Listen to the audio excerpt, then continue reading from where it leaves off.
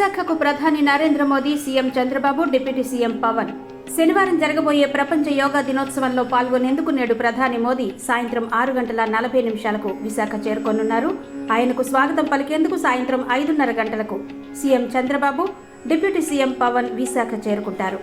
రేపు ఉదయం 6:25 యోగాంధ్ర 2025 కార్యక్రమం ప్రారంభమవుతుంది. రికార్డు స్థాయిలో 5 లక్షల మంది ఒకే చోట యోగాసనాలు వేసేలా ఆర్కే బీచ్ నుంచి భీమిలి వరకు 32 కిలోమీటర్ల మేర ఏర్పాట్లు చేశారు. ఇప్పటికే కేంద్ర రాష్ట్ర ఉన్నతాధికారులు, ఐఏఎస్లు, ఐపీఎస్లు, కేంద్ర సర్వీసులో ఉన్న అధికారులు అందరూ విశాఖ చేరుకున్నారు. యోగా డే ఏర్పాట్లలో వారు తలమునకలై ఉన్నారు.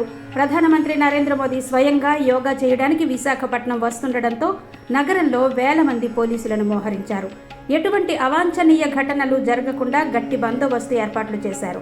స్వయంగా డీజీపీ ఏర్పాట్లు పర్యవేక్షిస్తున్నారు.